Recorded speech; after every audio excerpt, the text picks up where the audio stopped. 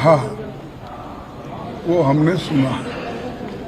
देश के हित में उन्होंने कहा कि कोई चीज़ कॉन्फिडेंशियल है रक्षा के विषय में, हम उसको अब नहीं कह सकते, ये उन्होंने कहा। तो हम सभी जितने भी पार्टी के लोग थे, सभी ने ये बताया कि इस घड़ी में, इस संकट के घड़ी में हम सब आपके साथ हैं और आप जो काम कर रहे हैं करते रहिए और देश के हित में हम आपके साथ रहेंगे। बस पीएम नहीं थे इस बैठक में। नहीं, ये तो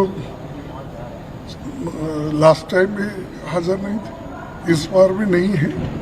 ठीक है, ये उनकी मंशा है कि वो समझते हैं पार्लियामेंट के ऊपर है वो, तो ठीक है, जब वक्त आएगा पूछेंगे। लेकिन अब संकट की घड़ी है, इसमें कोई हम किसी को क्रिटिसाइज नहीं करना चाहते। धन्यवाद। पूरा सपोर्ट दिया हमने। जो खारगे जी ने कहा वो सही है कि ऐसी चीजें हैं जो डिस्कस नहीं करनी है, तो बस सबने सपोर्ट जानकारी दी। और मीटिंग में क्या हुआ और क्या कहना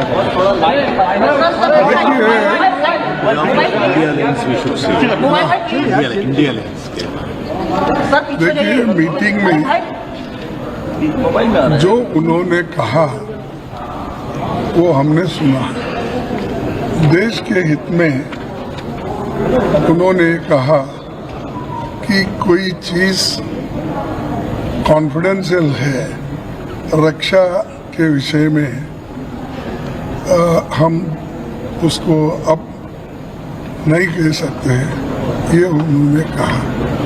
तो हम सभी जितने भी पार्टी के लोग थे, सभी ने ये बताया कि इस घड़ी में, इस संकट के घड़ी में हम सब आपके साथ हैं और आप जो काम कर रहे हैं करते रहिए और देश के हित में हम आपके साथ रहेंगे। बस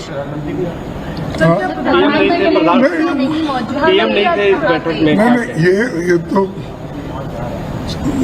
लास्ट टाइम भी हाजिर नहीं थे, इस बार भी नहीं है। ठीक है, ये उनकी मंशा है कि वो समझते हैं पार्लियामेंट के ऊपर है वो, तो ठीक है, जब वक्त आएगा पूछेंगे। लेकिन अब संकट की घड़ी है, इसमें कोई हम किसी को क्रिटिसाइज नहीं करना चाहते। धन्यवाद। पूरा सपोर्ट दिया हमने। जो खारगे जी ने कहा वो सही है कि ऐसी चीजें हैं जो डिस्कस नहीं करनी है, तो बस सबने सपोर्ट जानकारी। और मीटिंग में क्या हुआ और क्या कहना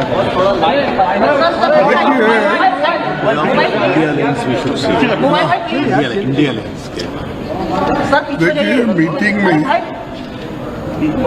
जो उन्होंने कहा वो हमने सुना।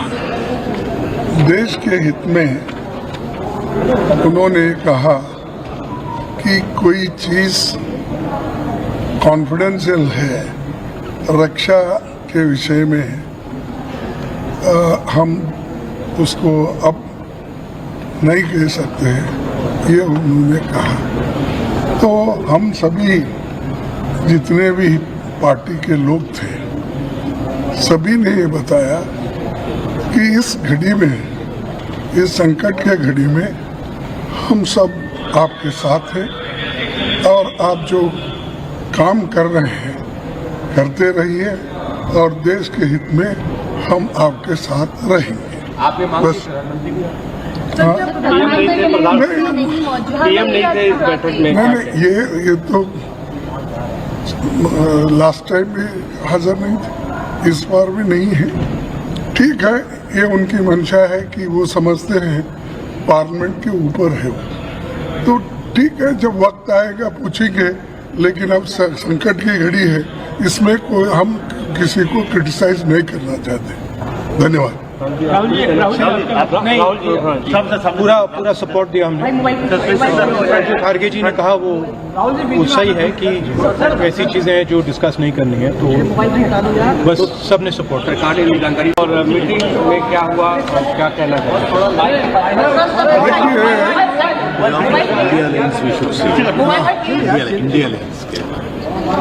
देखिए, मीटिंग में जो उन्होंने कहा वो हमने सुना। देश के हित में उन्होंने कहा कि कोई चीज कॉन्फिडेंशियल है रक्षा के विषय में,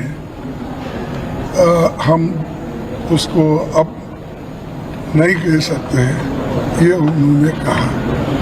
तो हम सभी जितने भी पार्टी के लोग थे, सभी ने ये बताया कि इस घड़ी में, इस संकट के घड़ी में हम सब आपके साथ हैं और आप जो काम कर रहे हैं करते रहिए और देश के हित में हम आपके साथ रहेंगे। आपने मांग बस पीएम नहीं थे इस बैठक में। नहीं, ये तो लास्ट टाइम भी हाजिर नहीं थे, इस बार भी नहीं है। ठीक है, ये उनकी मंशा है कि वो समझते हैं पार्लियामेंट के ऊपर है वो, तो ठीक है, जब वक्त आएगा पूछेंगे। लेकिन अब संकट की घड़ी है, इसमें कोई हम किसी को क्रिटिसाइज नहीं करना चाहते। धन्यवाद। पूरा सपोर्ट दिया हमने। जो खारगे जी ने कहा वो सही है कि ऐसी चीजें हैं जो डिस्कस नहीं करनी है, तो बस सबने सपोर्ट किया। सरकार ने जानकारी और मीटिंग में क्या हुआ और क्या आज के ऑल पार्टी मीटिंग में मैंने कॉम्प्लीमेंट किया हमारी आर्म फोर्सेस को और भारत सरकार को कि उन्होंने एक ऑपरेशन सिंदूर को अंजाम दिया।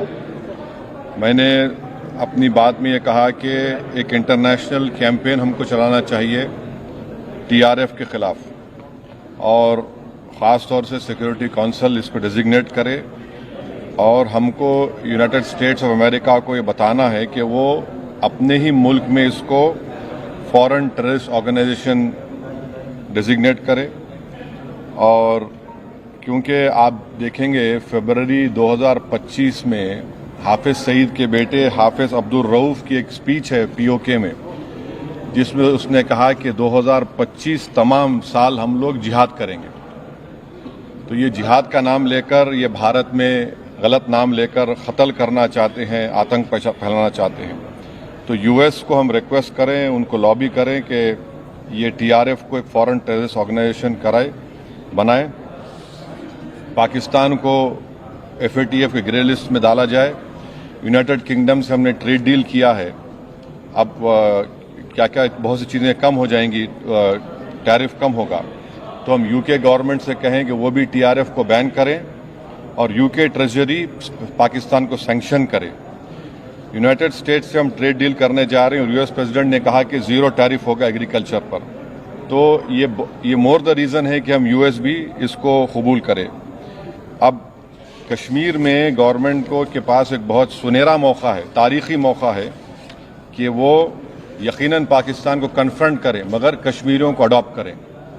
आप कश्मीरियों को करीब करें, और ख़ास तौर से मैंने कहा कि जो पूंछ में जो लोगों की मौत हुई, सिविलियन लोगों की, और उरी में जो लोग ज़ख्मी हुए, जिनके घर को नुकसान पहुंचा, गवर्नमेंट उनको टेररिस्ट विक्टिम का ऐलान करे, क्योंकि पाकिस्तान शेलिंग में उनकी मौत हुई है, और सिक्योरिटी रिलेटेड एक्सपेंडिचर के तहत मरने वालों को एक्सग्रेशिया दे और सरकार उनका घर बना के दे।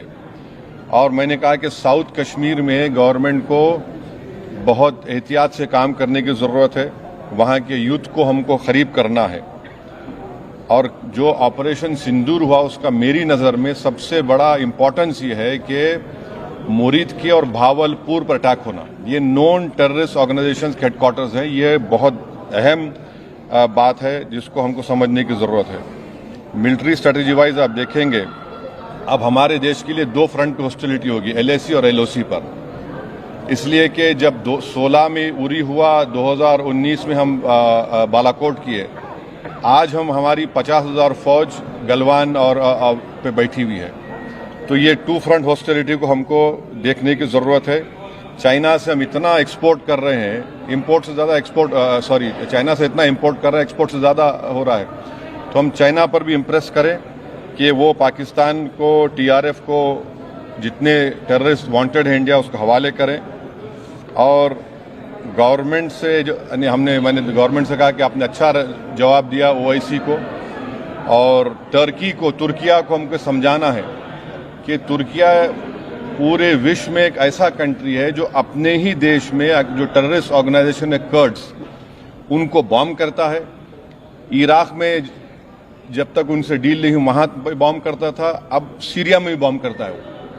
तो तुर्किया को समझाने की जरूरत है कि जब आप कर्ड्स के ऊपर जो टेररिस्ट ऑर्गेनाइजेशन है उनको आप एक्शन ले सकते हो, भारत पे क्यों वो सवाल उठा रहे हैं। और हमने कहा कि ये आज पाकिस्तान इसको और एस्केलेट ना करे। इस सिलसिले में आज ईरानियन फॉरेन मिनिस्टर दिल्ली में है, सऊदी फॉरेन मिनिस्टर भी दिल्ली में है। और जो देश में मैंने कहा कि जो एक यूफोरिया है, इसको सरकार को देश को और मुत्तहिद करने के लिए और देश को ताकतवर बनाने के लिए इस्तेमाल करना पड़ेगा। और जो लोग, मैंने जिक्र किया हिमांशी, उस बच्ची का जिसने अपने पति को खोया 6 दिन की शादी के बाद, कि किस तरह सोशल मीडिया पर उसके ऊपर रिकेक हमले किए गए। और आखिर में मैंने कहा कि न्यूयॉर्क टाइम्स, रॉयटर्स और CNN ने एक कहा कि बठिंडा में एक रफाल गिरा है। वो सही है गलत है हम नहीं जानते, मगर हमने एक गवर्नमेंट से कहा कम से कम इंडियन एयरफोर्स को आप कहिए कि उसको डिनाई करे, ताकि हमारे आर्म फोर्सेस का मोराल और उनके रेपुटेशन में कोई कमी ना आए। Thank you. मीटिंग में क्या हुआ? अभी आप बोल दिया सर। और मीटिंग में क्या हुआ और क्या कहना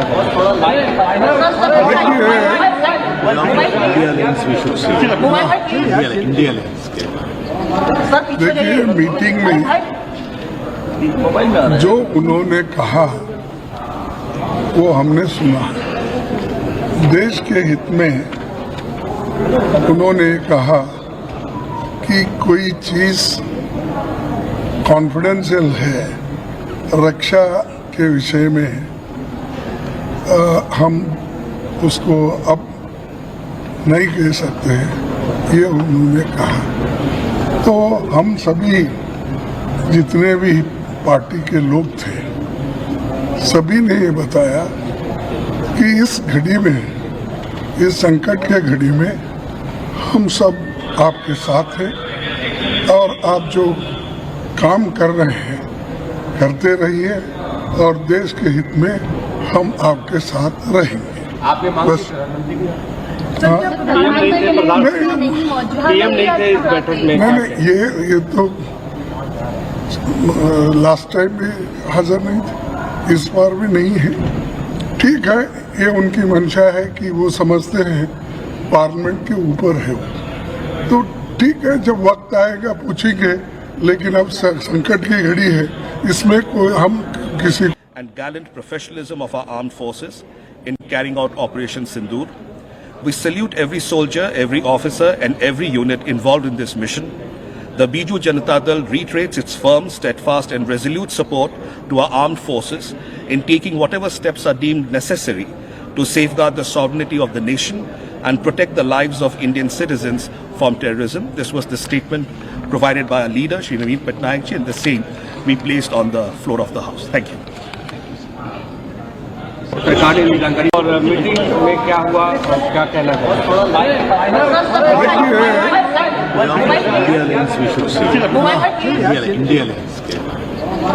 देखिए, मीटिंग में कैमरा आया ना अंदर में। अच्छा, हाँ,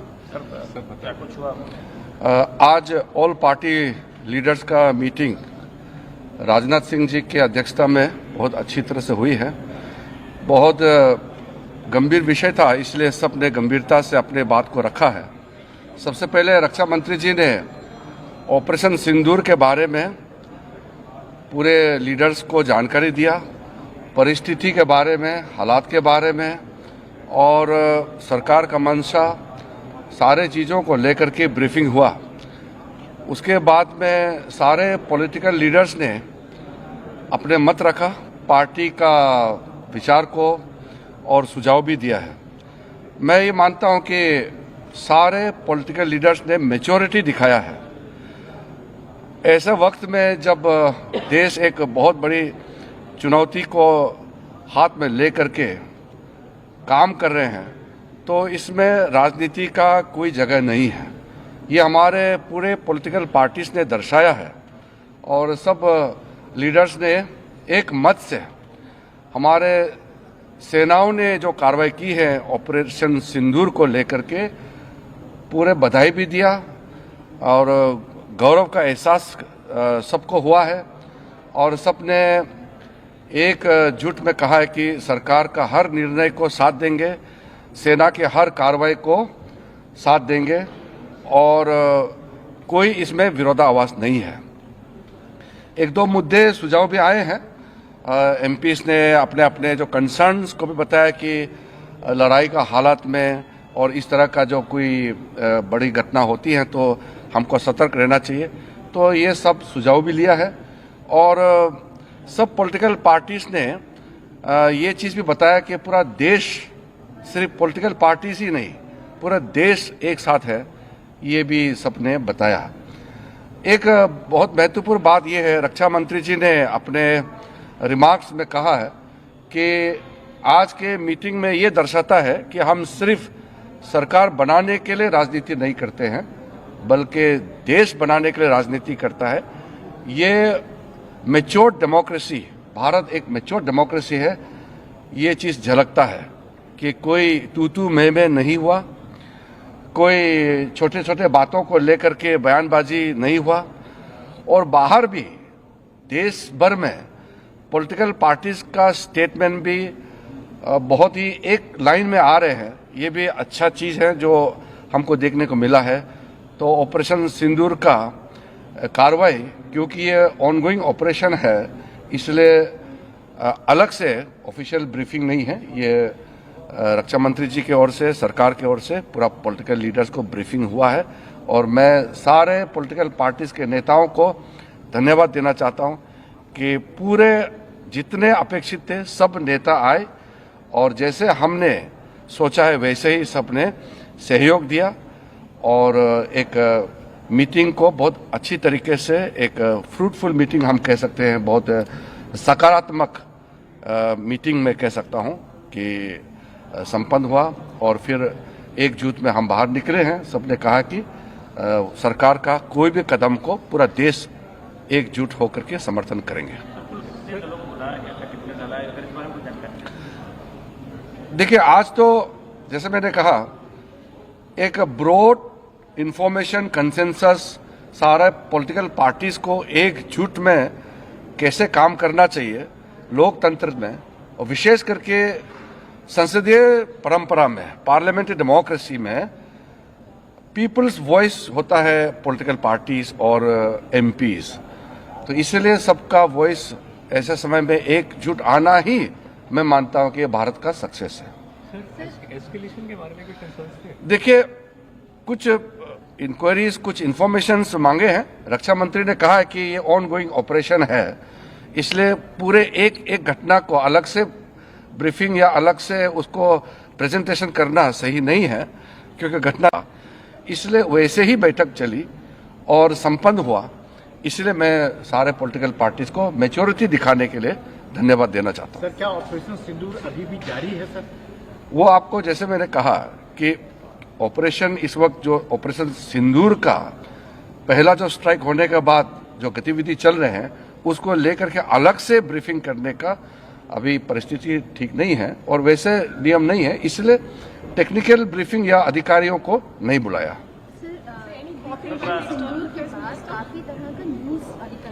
देखिए, फेक न्यूज के बारे में हमारे कई सदस्यों ने उठाया है।